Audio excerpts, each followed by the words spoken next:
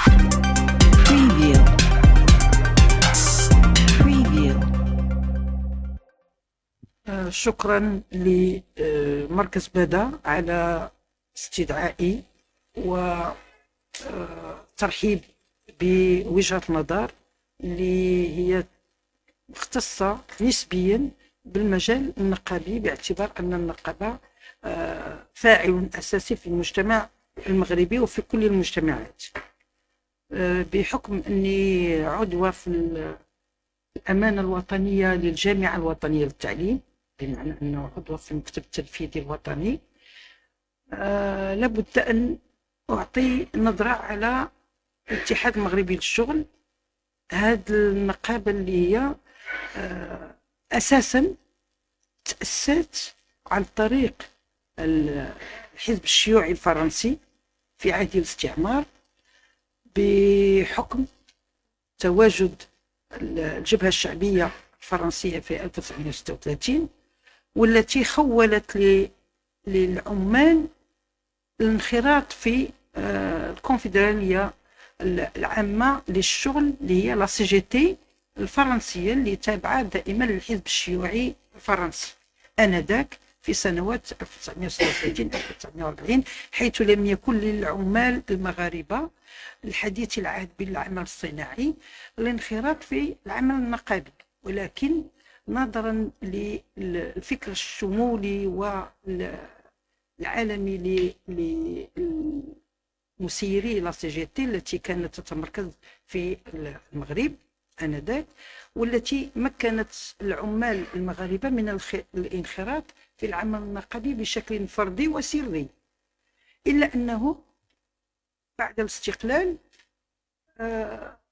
تمكن المغاربة من تقوية تواجدهم داخل هذه العمل النقابي، فأعلنوا استقلالهم في 20 مارس 1955، وبذلك تأسست أول نقابة في المغرب. هذه النقابة اللي هي كان عندها ارتباط بحزب الاستقلال بالحركة الوطنية، ولكن اختلافات في وجهة نظر السياسية ما بين أعضاء منخرطين داخل حزب الاستقلال تم إعلان نوع من الانفصال على حزب الاستقلال وتأسيس الاتحاد الوطني للقوات الشعبية كحزب آنذاك يساري متأثر بما راج في الشرق في المشرق من حركات القومية العربية. فتأسس الاتحاد الوطني للقوات الشعبية، والذي كانت له علاقة عميقة بالاتحاد المغربي للشغل. فجاء استقلال آخر من نوع آخر، أو نسميه تأسيس الاتحاد العام للشغالين تابع لحزب الاستقلال في سنوات 1962 من أجل مواجهة هذا الانشقاق أو هذا التشكيل، لأن حزب الاستقلال أصبح حزبا يمينيا بالنسبة للاتحاد الوطني للقوات الشعبية. الاتحاد الوطني للقوات الشعبية مع الاتحاد المغربي للشغل أسسوا الاتحاد الوطني لطلبة المغرب، وأسسوا في نفس الوقت الاتحاد تقدمي النساء المغرب في 1962. الاتحاد تقدمي النساء المغرب لنعرف أنه كان يضم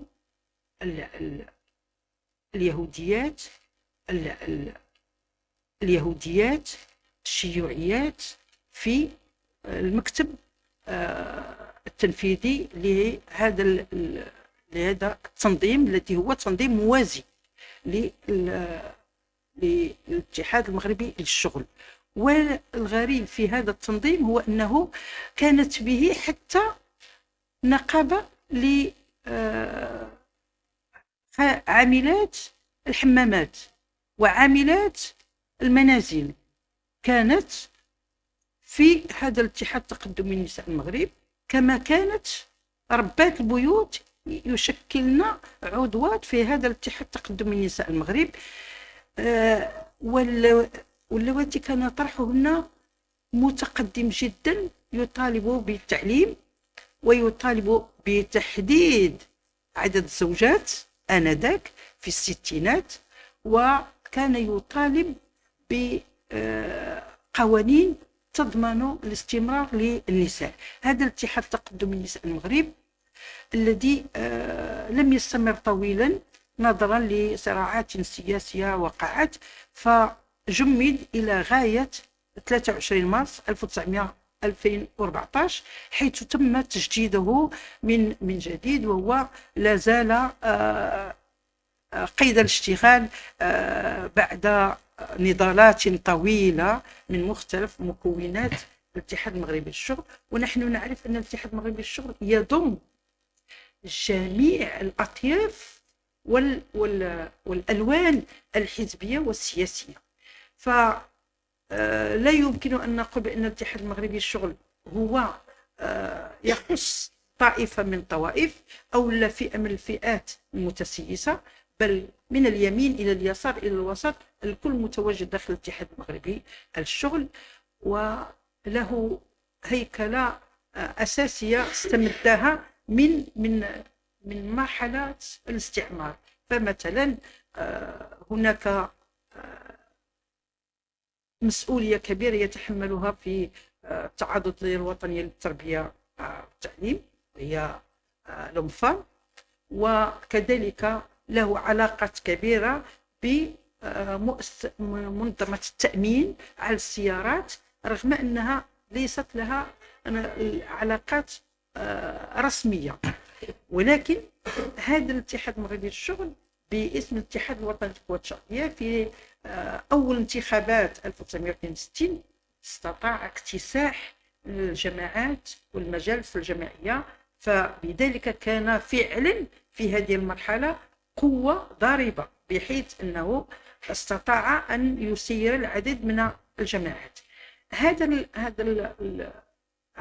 الزخم كان إيجابيا بالنسبة للطبقة العاملة، باعتبار أن هناك الاتحاد الوطني لطلبة المغرب يدعم الاتحاد المغربي للشغل، وهناك عدد من التنظيمات الموازية كالشبيبة التي سيتحدث عنها أيضا بوهش بحكم أنه مسؤول عنها. لكن خلقت صراعات مع الاتحاد العام للشغالين الذي خلق الاتحاد العام لطلبة المغرب، وكان وقتها في سنوات الستينات يعتبر هامشيا وقليل الانخراط. هذه نظرة نسبيا للتعريف بدور الاتحاد المغربي للشغل، علما أن هناك نقابات أخرى والتي أصبحت تعرف بالأكثر تمثيلية، وهي تضم 3 أو 4 نقابات على أبعد تقدير، باعتبار أنها لها حضور في الساحة النقابية. ولكن هذا الإشكال الذي يعتبر مرحلة ازدهار العمل النقابي لوجود نقابة واحدة هيمنت على العديد من القطاعات، مثل قطاع الطاقة، لأن الجامعة الوطنية للطاقة وهي ما يعرف بالروينو توجد فيها نقابة واحدة رغم اختلاف التكوينات السياسية، كما أن الجامعة الوطنية لتوزيع الماء والكهرباء تعرف انتشار كبير وهو السائد في المجال النقابي. كذلك الجامعة الوطنية للتكوين المهني فلها أيضا التواجد عبر الخريطة الوطنية. الجامعة الوطنية للصندوق الوطني للضمان الاجتماعي توجد فيه الاتحاد المغربي للشغل. هناك إرهاصات لتكوين مكاتب نقابية أخرى. أعتبر أن هذا الجانب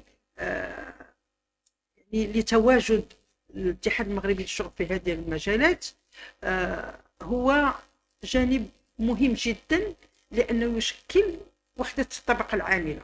الكثيرون يتساءلون عن انتمائي، وأنا أنتمي إلى اليسار منذ تواجدي في الجامعة إلى الاتحاد المغربي للشغل، لأنه هناك من يتصور أن الاتحاد المغربي للشغل أنه توجهات معينة، ولكن أؤمن بوحدة الطبقة العاملة، أؤمن بوحدة الملفات المطلبية، والتي ستظهر مؤخرا أن النقابات في تنظيمها للإضرابات تضطر إلى التنسيق من أجل إعلان الإضراب، نموذج الصحة ونموذج التعليم، لأنه إذا لم تتوحد الكتلة النقابية فإن من الصعب تمرير الملفات المطلبية في هذا المجال، خاصة في المطالب التي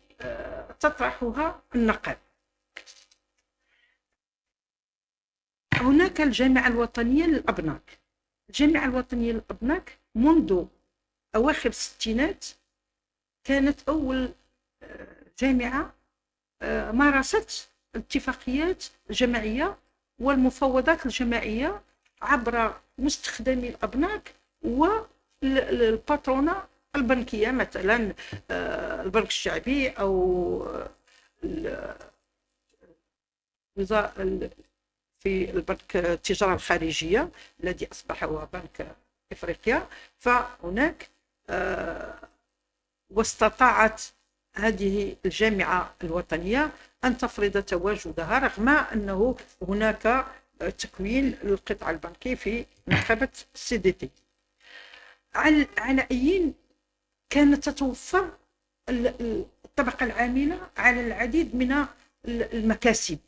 مثلا كنظن أن الصديق أبو هوج قد يتحدث لنا عن مكتسبات التعليم بما أنه يشتغل في التعليم، لذلك سأترك له هذا، وإن كانت هناك تساؤلات فقد أطرح المكتسبات التي كانت تتوفر لنا في التعليم في مجال الصحة أولا وفي مجال التخييم. الآن هناك نوع من فقد هذه المكتسبات. نتساءل عن المبادئ الأساسية لهذه النقابة، هو ترتكز على الجماهيرية، الديمقراطية، الاستقلالية، الوحدة والتقدمية. هذه الخمس الأساسية، وأضيف إليها مبدأ آخر وهو التضامن بين مختلف العمال، إلا أننا نحتاج إلى صندوق للتكافل النقابي في حالة الإضراب. ولكن على مستوى الاتحاد الجهوي للدار البيضاء الذي اشتغلت فيه كعضوة في الكتابة الجهوية، فإن هناك مسألة ديال أن القطاعات تتوفر على ذلك. بالنسبة للحوار الاجتماعي فإن هناك سأحاول أن أتحدث عنها باختصار. فلقاء أحد 21 أبريل خرج الأمين العام للاتحاد المغربي للشغل بتصريح بأنه الاتحاد المغربي للشغل لم تستدعى اللجنة الموضوعاتية المكلفة بتحسين الأجور، وكذلك صرح بأنه لم يتوفر بعد على مشروع قانون الإضراب، ولم يتوصل إلى حد الساعة بقانون النهائي للتقاعد، علما أن هناك تصريحات أخرى لأعضاء من الأمانة الوطنية على أنه في الحوار مع المجلس الوزاري وبرئاسة رئيس الحكومة في 26 مارس أنه تم الاتفاق على بعض القضايا الكبرى، مثلا الزيادة في الأجور، ولكن لم تحدد بشكل نهائي، علما أن الحكومة يعني في الكواليس تتحدث عن زيادة في الأجور بالنسبة للطبقة الوسطى، والطبقة الوسطى هي التي تتراوح أجورها ما بين 4500 إلى 30000. ولكن كيف ستكون هذه الزيادة؟ هذا ما تقوله الحكومة على أنها ستكون تتراوح ما بين 4 و10% بالنسبة لهذه الطبقة، ذلك لأن هذه الطبقة هي التي قد تكون رافعة للمجتمع اقتصاديا. ولكن هناك لجان موضوعاتية متعلقة الخاصة بالزيادة في الأجور لم تجتمع بعد، رغم أنها كان من المفروض أنها تشكل لقاءين لتحديد هذا النوع من الزيادات، سواء التخفيض عن الضرائب بالنسبة للأجراء وللموظفين، لأن الموظفين يدخلون في صفة الأجراء ولكن هم الوظيفة العمومية، الأجراء تطلق على الطبقة العاملة والمستخدمين. إذن فتخفيض على الضريبة في الكواليس، يقال هذه الكواليس ليست رسمية، يقال بأنه سيكون التخفيض على الضريبة بالنسبة لنقطتين، ولكن الزيادة في الأجور ستكون زيادة عامة. الاتحاد المغربي للشغل يطالب ب2000، اسمح لي واحد 2 دقائق، ستكون يطالب الاتحاد المغربي للشغل ب2000 درهم زيادة في الأجور، علما أنه من الصعوبة بمكان أن تكون الزيادة ب2000، ولكن على الأقل في التفاوض ممكن الوصول إلى مبلغ آخر يروج أنه سيكون في 1000 درهم. هذا ليس بشكل رسمي. أما فيما يتعلق بالتقاعد فإن مشكلة التقاعد فإنها لا زالت معلقة، يقال بأنه ستضاف 5%، ولكن إلى غاية القانون الميزانية المالية ل 2025 على أساس أن تكون 5% في 2025 و5% في 2026 بالنسبة للمعاشات الموظفين. أما بالنسبة لصندوق الضمان الاجتماعي فهذا مجال آخر، لأنه يتحدث عن جمع مجال المتقاعدين فيما يتعلق بقطبين أساسيين، القطب الخاص والقطب العمومي، ليكون هناك نوع من ضرب المكتسبات المتعلقة بالمتقاعدين. هذا هو ما يجعل الاتحاد المغربي للشغل وأظن جميع النقابات أنها ترفض هذا القانون، سواء قانون التقاعد أو قانون الإضراب. بالنسبة كذلك يعني نكون سعداء لو وصل الحد الأدنى للأجور إلى 5000 درهم كما تطالب به الاتحاد المغربي للشغل.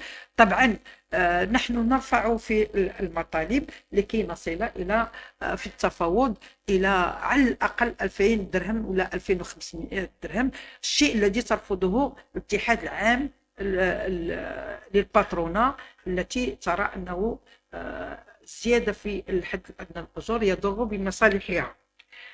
كما أننا في الاتحاد المغربي للشغل نطالب بالمصادقة على اتفاقية 87 المشهورة والتي لم يصادق عليها المغرب إلى حد اليوم، رغم أنها أصدرت في 1947. وكذلك نطالب بالمصادقة على اتفاقية 190 الصادرة في 2019 والتي ألحقت بها توصيات في 2021 وهي التوصية 206. ولكن أهم المشاكل العالقة هي مشاكل الإضراب. هذا القانون الإضراب نحن نعتبر أنه قانون تكبيلي، قانون يضرب الحق الدستوري. لماذا؟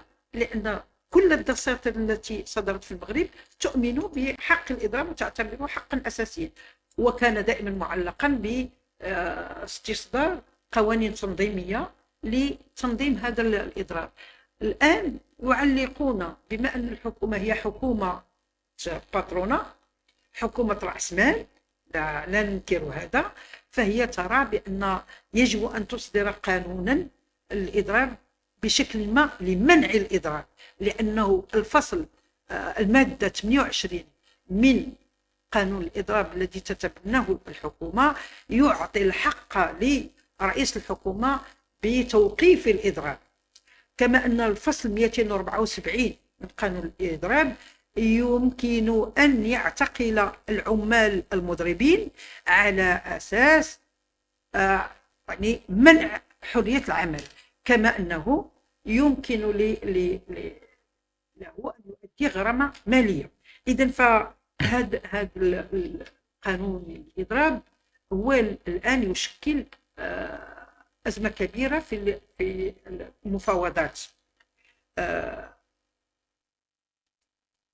أنا أتمنى أن الحكومة تأخذ بالمقاربة التشاركية في الحسم في قضية الإضراب وقضية التقاعد التي تعتبر من النقاط الأساسية اللي هي تعلق الإضراب. ولكن أضيف فقط واحد ملاحظات، وأنه حتى رغم أن النقابات مشايخ الاتحاد المغربي للشغل ترفض هذا القانون الإضراب، فإن للحكومة يعني مناورة لكي تمرره، وهي عبر إعادته، لأنه مر من مجلس الوزراء، يمكن لها أن تأخذ بالمراوغات وأن تمرره عبر مسودة بمرجعيات قانون الإضراب السابقة إلى تمريره إلى المجلس بغرفتيه لكي تصادق عليه البرلمان، كما حدث في قانون التقاعد على عهد بن كيران. ونتمنى أن لا نصل إلى هذا الموقف الذي يضر بالطبقة العاملة، باعتبار أنها هي المنتجة للاقتصاد الوطني. وشكرا.